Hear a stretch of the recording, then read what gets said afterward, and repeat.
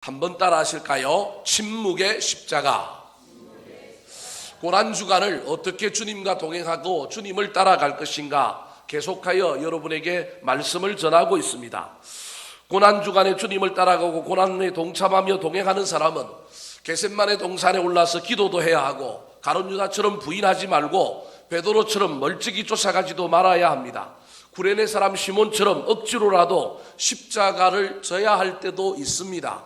때로는 어렵고 힘들지만 십자가 위에서 예수님께서 저들이 하는 짓을 알지 못함이입니다. 저들을 용서하여 주옵소서라고 기도했던 것처럼 우리도 용서의 삶을 살아야 합니다. 그런데 또 다른 십자가의 길을 걷는 사람, 또 다르게 이 고난주간에 주님을 따르는 사람의 신앙생활의 태도가 있습니다. 그것은 바로 우리 예수님께서 이 고난주간에 보여주신 침묵이라고 하는 삶의 태도입니다. 예수님의 침묵은 그냥 말없는 침묵이 아니라 억울한 재판 속에서도 배신을 당하면서도 자신의 정당함을 주장하지도 않고 다른 사람을 원망하지도 않고 억울함을 토로하지도 않고 침묵함으로써 침묵이라고 하는 또 다른 십자가를 묵묵히 지신 것입니다. 그래서 저와 여러분이 침묵이 때로는 십자가라고 하는 사실을 기억해야 합니다. 침묵함으로 십자가를 지는 것입니다.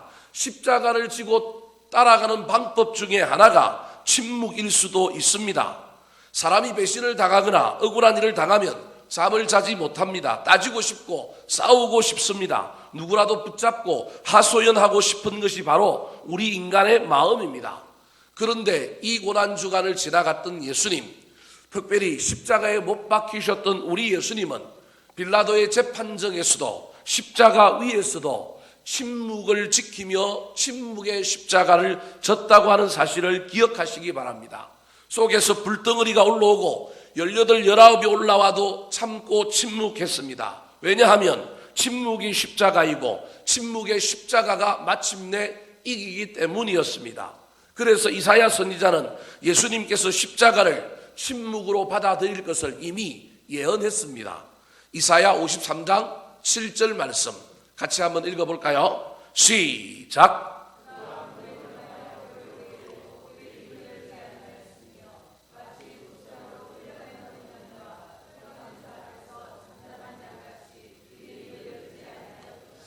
도살장에 끌려간 양이 털 깎는 자 앞에서 잠잠하여 조용히 있었던 것처럼 우리 예수님이 어린 양이 되어서 십자가에서 침묵의 십자가를 졌고 침묵으로 모범을 보이셨다, 그렇게 말하고 있습니다.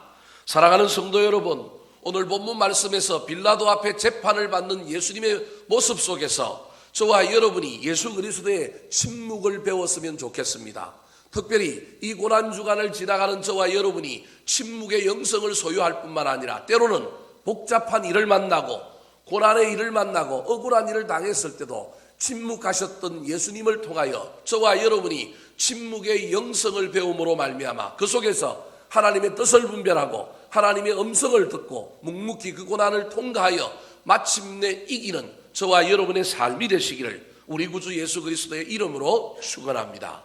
자, 그렇다면 오늘 본문에 나타난 예수님의 침묵의 영성은 어떤 영성일까요? 왜 우리가 때로는 침묵해야 할까요? 따라 하시겠습니다. 진리를 위한 침묵. 침묵의 영성 중에 가장 중요한 이유가 왜 침묵해야 하느냐 하면, 왜 침묵의 훈련을 해야 하느냐 하면 침묵을 통하여 하나님의 진리를 나타내고 진리를 깨달아야 하기 때문에 침묵해야 하는 것입니다. 어느 종교나 침묵으로 돌을 닦는 수행을 합니다. 불교에서는 이를 묵언수행이라고 합니다. 여름 한철 고요한 절에 모여 침묵하며 수도 정진하는 것을 한거라고 합니다. 겨울 동안에도 침묵하여 수도 정진하는 것을 동안거라고 합니다. 천주교에서는 피정이라고 하는 침묵 수도의 훈련이 있습니다.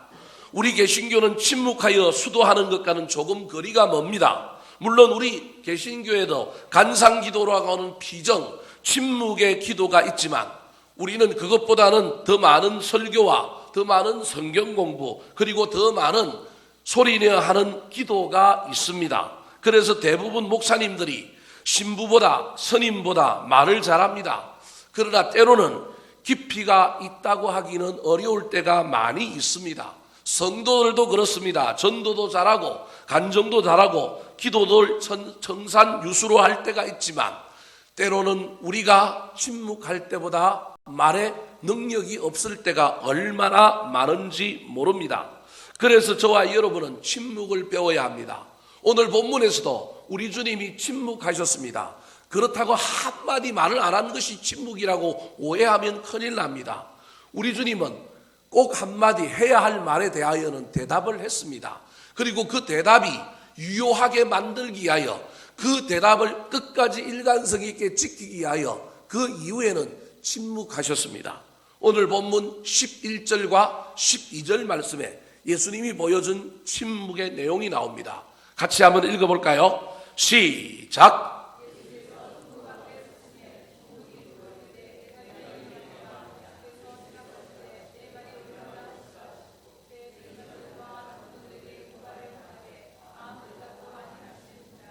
자, 예수님이 처음으로 재판장에 섰습니다. 그 재판장의 제목이 뭐였느냐 하면 유대인의 왕이라고 하는 제목이었습니다. 그래서 빌라도가 그 제목을 가지고 예수님께 물었습니다. 내가 유대인의 왕이냐? 예수님은 유대인의 왕일 뿐만 아니라 온 세상 온 인류의 왕이었습니다. 그런 차원에서 예수님은 유일하게 한마디 내 말이 옳도다, 내가 왕이다라고 선언하셨습니다.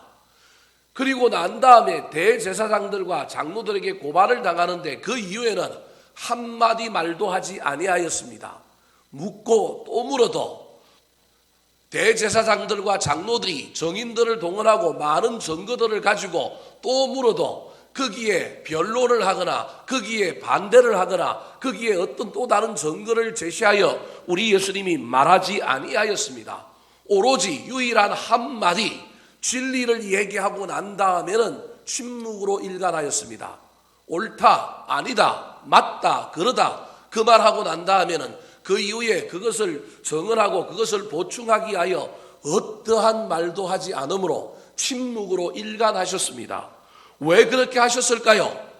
여러 가지 이유가 있지만 요약해보면 딱 두 가지입니다. 하나는 침묵함으로 하나님의 음성을 듣기 이함입니다.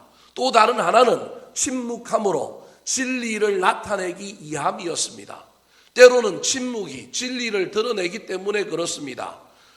이상하게 변명하거나 소소하게 변명하는 일을 통하여 도리어 진리가 되지 못하게 만들 때가 얼마나 많은지 모릅니다.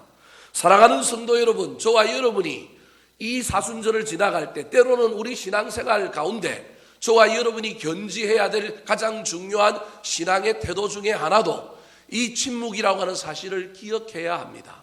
옳음에도 불구하고 할 말이 많음에도 불구하고 덧붙여 이야기할 것이 많음에도 불구하고 이야기를 하면 할수록 우리 인간은 실수를 하게 되고 이야기를 하면 할수록 내가 말했던 그 진리를 도리어 허물 때가 얼마나 많은지 모릅니다.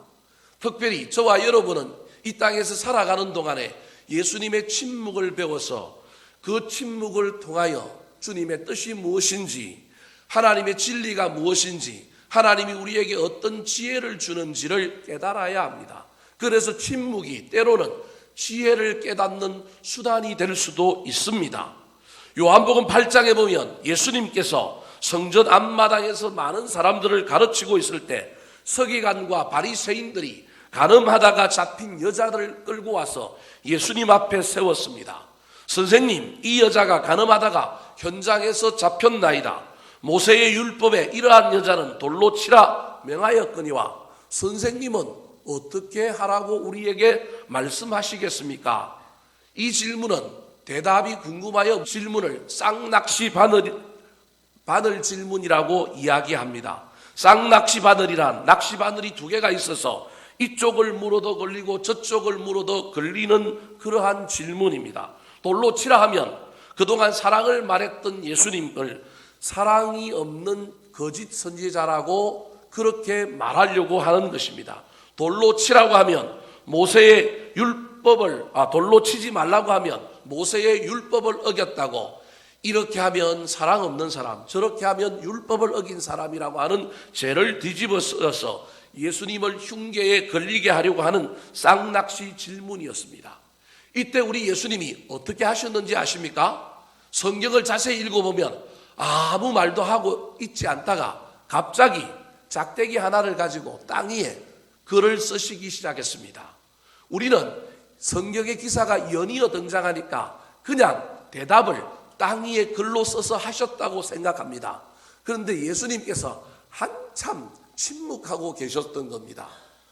어쩌면 그 침묵을 통하여 우리 예수님이 하나님이 주시는 지혜를 알았을지도 모릅니다. 물론 우리 주님은 위대한 분이시기 때문에 자기를 시험하고자 질문을 던진 사람들의 그 의도를 이미 파악하셨고 이미 그 질문에 대한 대답을 가지고 있었지만 우리 주님은 늘 순간순간마다 하나님께 기도하고 때로는 하나님의 뜻을 분별하는 작업을 통하여 우리 그리스도인들이 문제마다 순간순간마다 어떻게 대답해야 할지를, 어떻게 저와 여러분이 반응해야 할지를 알려주시기 위하여 실제로 모범을 보이신 사건 중에 하나가 이 가늠하다 잡힌 여자 앞에 우리 주님이 그 대답을 하는 장면을 잠시 침묵하셨다가 땅 위에 글을 쓰셨던 것입니다. 요한복음 8장 6절 7절 말씀입니다. 같이 읽어볼까요? 시작.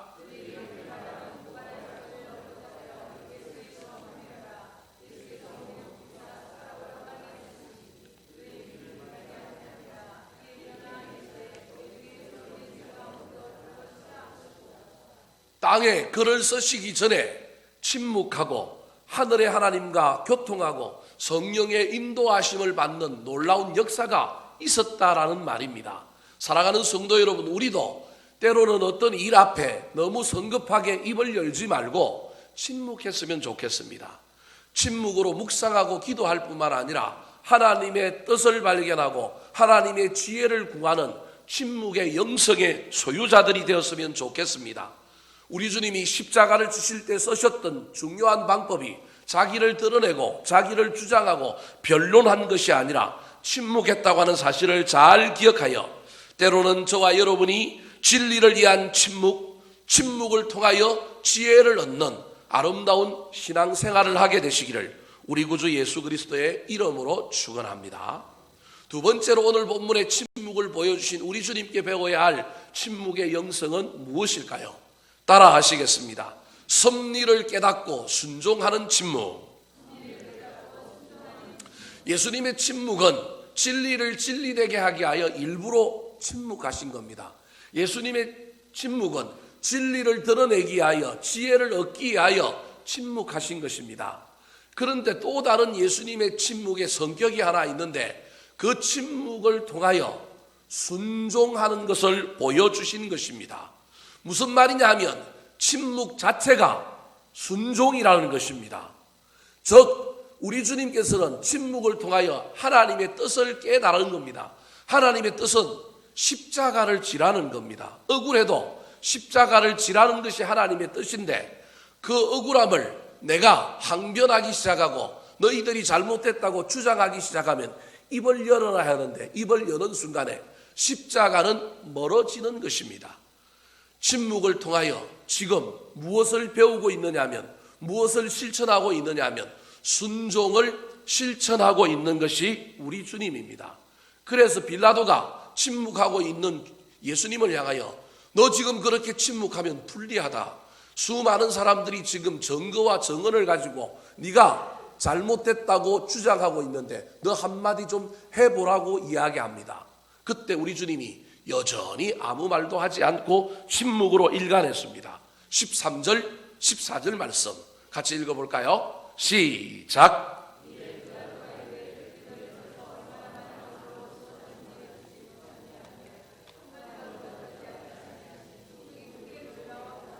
총독이 크게 놀라워하더라. 여러분, 모든 사람은 자기를 변론할 자격이 있습니다. 모든 사람은 자기의 억울함을 토로할 수 있습니다. 빌라도가 보기에 억울해 보였고 빌라도가 보기에 이 고소하는 사람들이 좀 문제가 있어 보이는데도 불구하고 여전히 입을 닫고 침묵함으로 일관하는 그 예수님의 모습이 놀라웠던 것입니다. 수많은 사람들이 거짓 증거를 드러내고 거짓 증인들을 동원하고 있는데도 불구하고 우리 주님께서는 지금 뭘 하고 계시느냐 하면 침묵으로 일관하는 겁니다. 어쩌면 바보스러웠을지도 모릅니다. 어쩌면 참 억울해 보였을지도 모릅니다. 그럼에도 불구하고 우리 주님은 지금 침묵함으로 무엇을 실천하고 있느냐 하면 십자가를 지는 순종을 실천하고 있는 것입니다. 사랑하는 성도 여러분, 때로는 저와 여러분이 옳지 못한 주장들 앞에서, 비난 앞에서 저와 여러분이 때로는 침묵으로 일관해야 할 때가 있습니다. 그때 너무 억울해하지 마시고 저와 여러분의 삶 속에서 침묵이 때로는 순종이구나, 때로는 침묵이 십자가를 지는 것이구나 잘 깨달아서 억울하여도 말하지 않고 침묵함으로 하나님의 역사가 나타나기를 기다렸으면 좋겠습니다. 기다려도 하나님의 역사가 나타나지 않으면 그 뒤에 입을 열어도 충분히 열 수가 있습니다. 여러분, 할 수만 있다면 길이 참으시고 순종함으로 십자가를 지는 침묵을 택하시기 바랍니다. 예수님은 빌라도의 법정에서도 침묵을 선택하였을 뿐만 아니라 십자가 위에서도 침묵을 선택했습니다. 얼마나 그 침묵이 어려웠을지 성경 말씀을 보면 우리 주님이 정말 억울해서 때로는 십자가 위에서 내려오고 싶었을지도 모를 정도로 억울한 장면들이 많습니다. 특별히 십자가에 예수님께서 못 박혔을 때 지나가던 사람들이 예수 그리스도의 신성을, 하나님을 모욕하면서 엄청난 이야기를 해댑니다. 그때는 우리 주님께서도 십자가 위에서 내려오실 수도 있었을 것입니다. 그런데 주님이 끝까지 참으시고 순종하였는데 그 순종이 단순히 십자가를 지는 순종이 아니라 침묵으로 일관하셨습니다. 마태복음 27장 39절 40절 말씀 한번 읽어볼까요? 시작!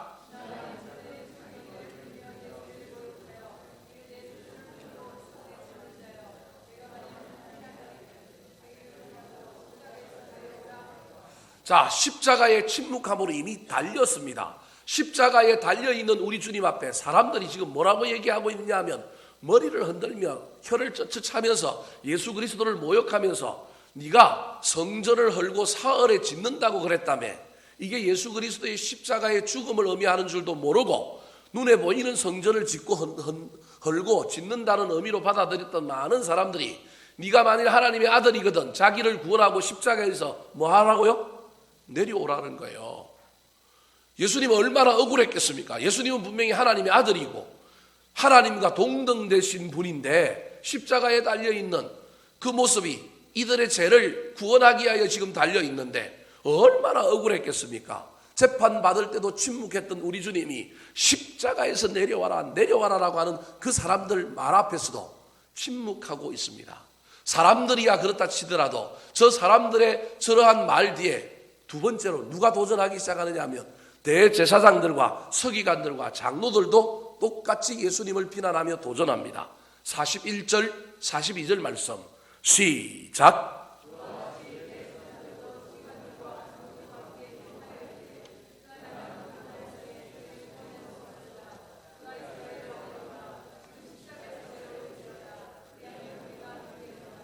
십자가에서 내려올지어다 그리하면 우리가 뭐 하겠노라? 믿겠노라.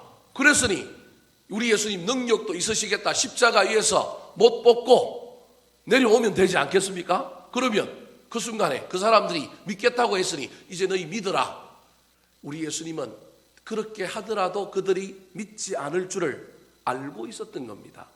우리 주님의 유일한 방법은 그들의 욕구를 채워준다고 당신이 증명하십시오, 당신이 해명하십시오 그렇게 얘기해도, 그 증명을 해도, 그 해명을 해도 여전히 그 사람은 믿지 않을 것을 우리 주님이 아셨기 때문에 우리 주님은 억울해도 십자가를 그대로 지기로 결단하는 순종의 침묵을 십자가 위에서도 보여주신 것입니다.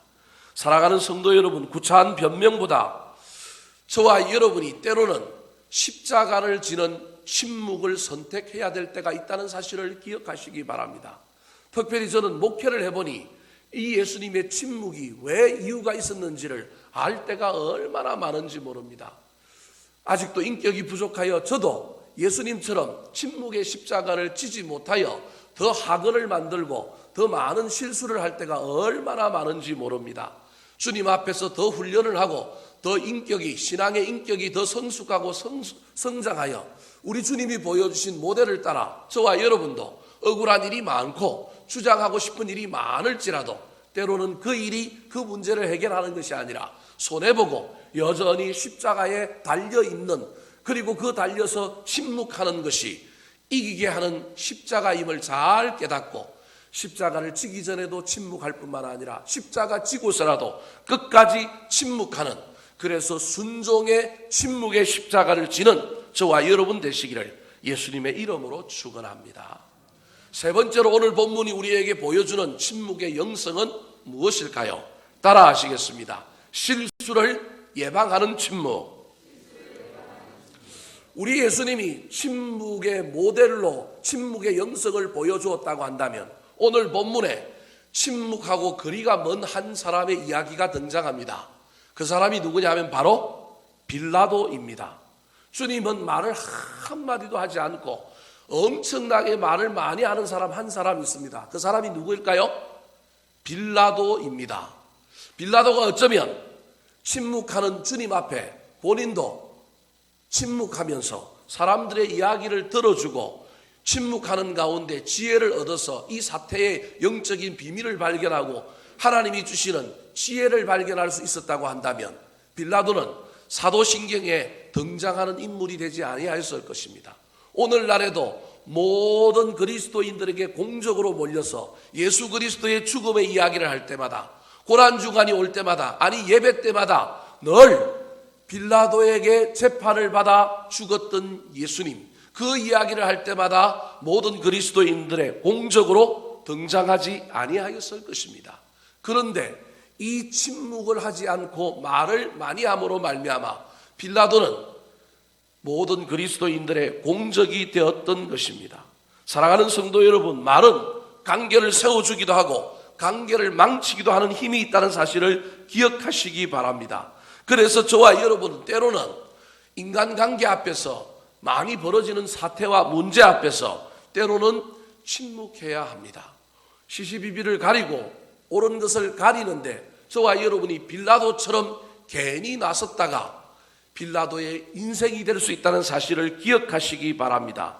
그래서 잠언 10장 19절에 보면, 아니 잠언의 여러 군데 보면 때로는 우리 그리스도인들이 말을 잘 해야 될 뿐만 아니라 때로는 우리가 뭐 해야 된다고 이야기하고 있느냐 하면 침묵해야 된다고 이야기하고 있습니다. 잠언 10장 19절 말씀 같이 한번 읽어볼까요? 시작.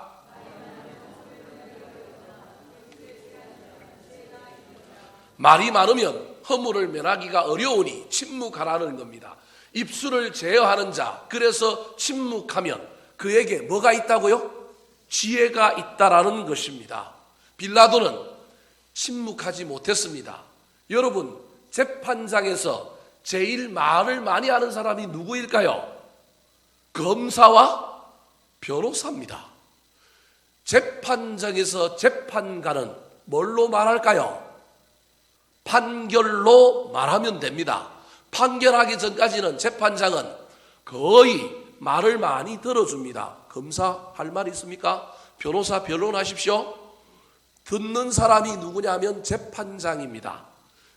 그러므로 빌라도도 들어야 했습니다. 그런데 빌라도는 듣지 못하고 말을 많이 함으로 무엇을 잃어버리느냐 하면 지혜를 잃어버렸습니다. 그 지혜를 잃어버린 빌라도에게 어찌된 일인지 그의 아내가 훈수를 두었습니다. 만약에 침묵했다고 한다면 그 아내의 이야기를 통하여 그가 지혜를 발견했을 수도 있습니다. 그런데 그 아내의 이야기조차도 듣지 못하는 사태가 벌어지고 만 겁니다. 침묵을 통하여 그에게 지혜가, 영성이 나타난 것이 아니라 말을 많이 함으로 침묵이 주는 지혜와 능력을 잃어버렸던 것입니다. 오늘 본문에 빌라도의 아내가 그 빌라도를 향하여 조언하고 있는 내용이 나옵니다. 27장 19절 말씀 같이 읽어볼까요? 시작.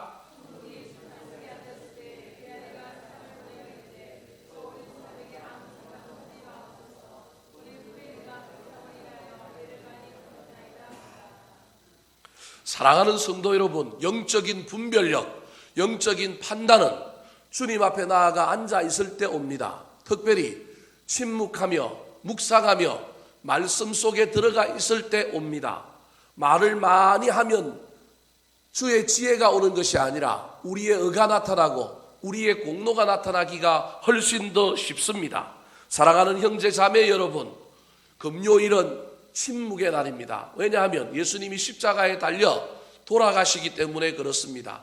그래서 고대 초대교회로부터 고난주간의 금요일은 가능하면 말을 하지 않는 날로 삼았습니다. 그래서 금요일을 침묵의 날이라고 말할 정도로 의도적으로 한 날을 침묵하며 보냈습니다.